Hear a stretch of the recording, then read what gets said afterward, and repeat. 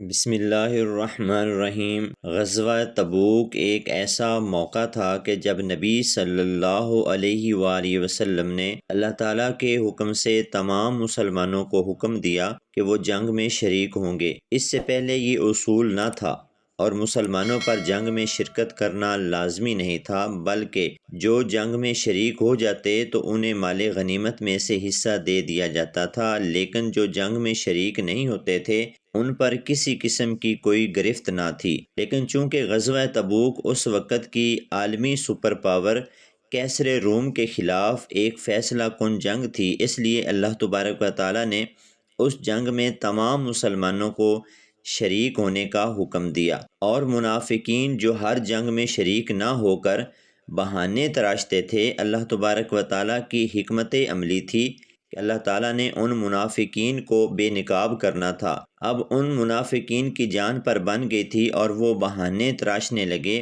انہی منافقین کے پیچھے کچھ سادہ لو اور معصوم صحابہ بھی لگ گئے اور وہ بھی اس جنگ میں شریک نہ ہوئے۔ 3 صحابہ اکرام ایسے تھے جو ان منافقین کے جال میں پھنس کر شریک جنگ نہ ہوئے۔ منافقین انہیں بہانے سے ورغلاتے کہ شدید گرم موسم، مہینوں کا سفر، پھر فصلوں کی کٹائی کا موسم، اور دوسری طرف کیسر روم کی سپر پاور جو کہ انتہائی خطرناک ہے۔ ان 3 صحابہ میں حضرت کعب بن مالک، حضرت بلال بن امیہ اور حضرت مرارہ بن ربیع شامل تھے، جو غزوہ تبوک سے پیچھے رہ گئے تھے، اور حضور نے انہیں مسلسل 50 دن تک سوشل بائیکاٹ کی سزا دی تھی۔ قرآن کریم کی سورۃ توبہ کی آیت 118 میں اس کا ذکر کیا گیا ہے۔ حضرت کعب بن مالک کہتے ہیں کہ غزوہ تبوک ایسے موقع پر پیش آیا جب فصلیں پک چکی تھیں، گرمی کا موسم تھا اور سفر لمبا تھا۔ نبی اکرم کا معمول یہ تھا کہ کسی غزوہ پر جاتے ہوئے اپنے ہدف کا اعلان نہیں کرتے تھے تاکہ دشمن کو کسی ذریعے سے خبر نہ ہو جائے، مگر تبوک کا سفر چونکہ رومیوں سے جنگ کے لیے تھا، جس کے لیے شام کی سرحد تبوک تک جانا تھا، 1 ماہ کا سفر تھا اور واپسی پر بھی 1 ماہ لگنا تھا، جبکہ وہاں کے بارے میں کچھ اندازہ نہیں تھا۔ اس لیے کیسر روم خود 1 لاکھ فوج لے کر شام میں پہنچ چکا تھا اور مسلمانوں پر حملے کی تیاری کر رہا تھا، اور نبی اکرم اسے حملے کا موقع دینے کی بجائے خود وہاں جا کر سرحد پر اس سے مقابلہ کرنا چاہتے تھے۔ مقابلہ بڑی طاقت سے تھا، اس لیے نبی اکرم نے واضح طور پر بتا دیا کہ رومیوں کے مقابلے میں جانا ہے تاکہ سب لوگ پوری طرح تیار ہو جائیں۔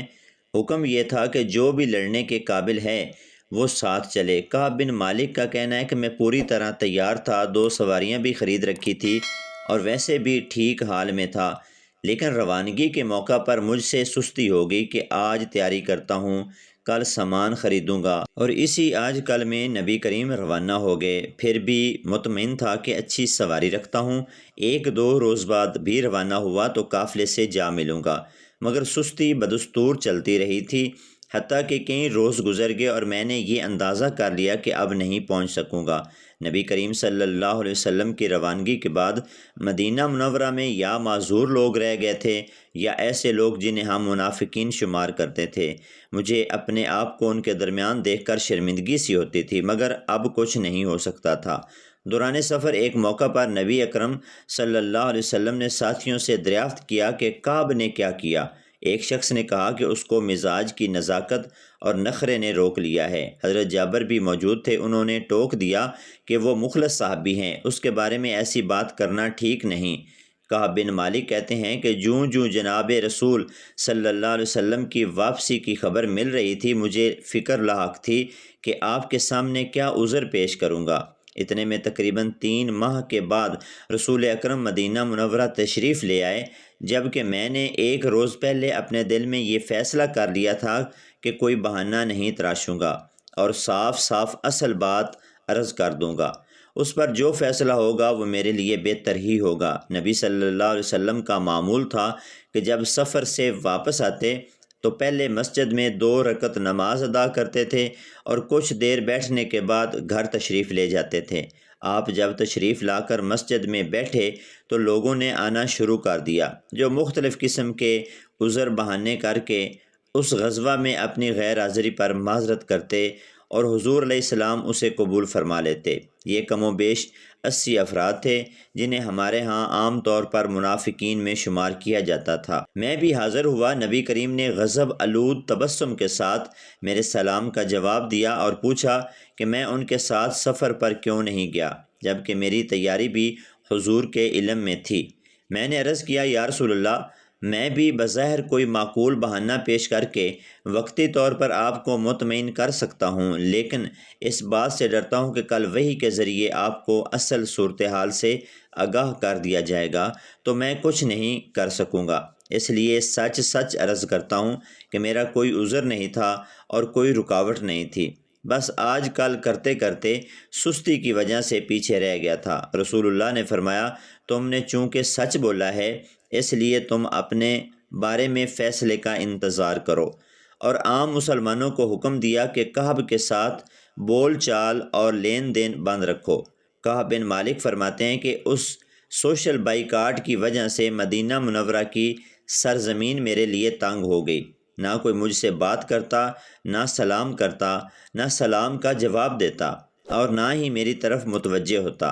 مجھے مدینہ منورہ کے در و دیوار اجنبی لگ رہے تھے۔ چند ہی روز میں میرا سانس گھٹنے لگا۔ میری پریشانی کی دو بڑی وجہیں یہی تھی۔ ایک یہ کہ اگر اس دوران میرا انتقال ہو گیا تو نبی اکرم میرا جنازہ نہیں پڑھیں گے، اور اگر خدا نخواستہ اس کیفیت میں خود نبی اکرم چل بسے تو میری باقی ساری زندگی اس سوشل بائیکاٹ میں گزرے گی۔ مگر جب مجھے معلوم ہوا کہ میرے ساتھ دو اور بدری صحابی حضرت بلال بن امیہ اور حضرت مرارہ بن ربیع بھی اسی صورتحال سے دوچار ہیں تو پریشانی کچھ کم ہوئی کہ میں اس سزا میں اکیلا نہیں ہوں۔ وہ دونوں کمزور اور بوڑھے تھے، اس لیے گھروں میں بیٹھ گئے، جبکہ میں نسبتاً جوان اور صحت مند تھا، اس لیے مسجد نبوی میں نمازوں میں حاضری اور بازار میں آنے جانے کا سلسلہ جاری رکھا۔ ہم مسلسل 40 روز تک اسی کیفیت میں رہے کہ ایک روز جناب نبی اکرم صلی اللہ علیہ وسلم کی طرف سے پیغام آیا کہ اپنی بیویوں سے الگ ہو جاؤ اور ان کے قریب نہ جاؤ۔ بلال بن امیہ کی بیوی نے یہ کہہ کر گھر میں رہنے کی اجازت لے لی کہ یا رسول اللہ، اس کا تو روٹی پکانے والا بھی کوئی نہیں ہے۔ آپ نے یہ فرما کر اجازت دے دی کہ ضروری کاموں کے لیے تم گھر میں رہ سکتی ہو، لیکن تم ایک دوسرے کے قریب نہیں جاؤ گے۔ مجھے مشورہ دیا گیا کہ اس قسم کی اجازت میں بھی حاصل کر لوں، مگر میں نے بیوی سے کہا کہ تم میکے چلی جاؤ اور کوئی فیصلہ ہونے تک وہیں رہو۔ اس دوران میں مسجد نبوی میں جاتا رہا، نماز میں شریک ہوتا تھا اور نبی اکرم صلی اللہ علیہ وسلم کی مجلس میں بیٹھتا تھا۔ حاضر ہو کر آن حضرت صلی اللہ علیہ وسلم کی خدمت میں سلام عرض کرتا اور منہ دوسری طرف کر کے ترچھی نگاہوں سے دیکھتا کہ کیا آپ نے میرے سلام کا جواب دیا ہے، مگر ادھر مکمل خاموشی رہتی تھی۔ ہمارے ساتھ مدینہ منورہ کے لوگ اس سوشل بائیکاٹ پر 50 راتیں گزر چکی تھی اور ہماری پریشانی میں مسلسل اضافہ ہو رہا تھا کہ ایک روز میں فجر کی نماز پڑھ کر فارغ ہوا تو مجھے گھر کے سامنے کے پہاڑ سے آواز سنائی دی کہ اے کعب، خوش ہو جاؤ۔ میں سمجھ گیا کہ ہماری معافی کا اعلان آ گیا ہے۔ ہوا یوں کہ رات کو وحی کے ذریعے اللہ تعالیٰ نے ہماری معافی کا فیصلہ سورۃ توبہ کی مذکورہ بالا آیت کریمہ کے ذریعے صادر فرما دیا تھا، اور نبی اکرم نے صبح نماز فجر کے بعد جب مسجد نبوی میں اس کا اعلان فرمایا تو 2 حضرات مجھے اس کی خبر دینے کے لیے دوڑ پڑے، اور ان میں مجھے یہ خبر پہلے دینے میں مقابلہ ہو گیا۔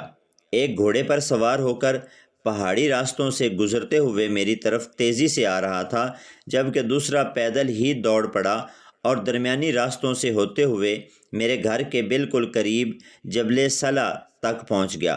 یہ حضرت حمزہ اسلمی تھے۔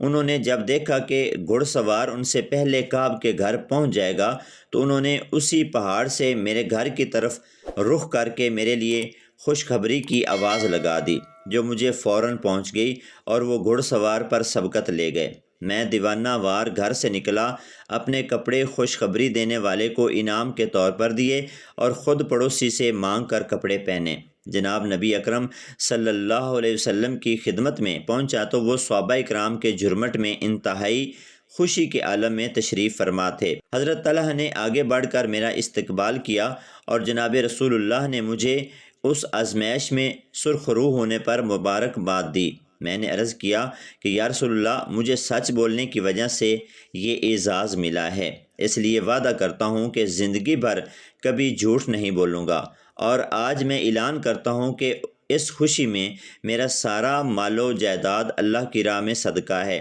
نبی اکرم نے فرمایا کہ سارا نہیں، اپنے لیے بھی کچھ روک لو۔ میں نے عرض کیا ٹھیک ہے، خیبر میں ملنے والا باغ میں اپنے لیے روک لیتا ہوں، اس کے سوا باقی میرا سارا مال اللہ کی راہ میں صدقہ ہے۔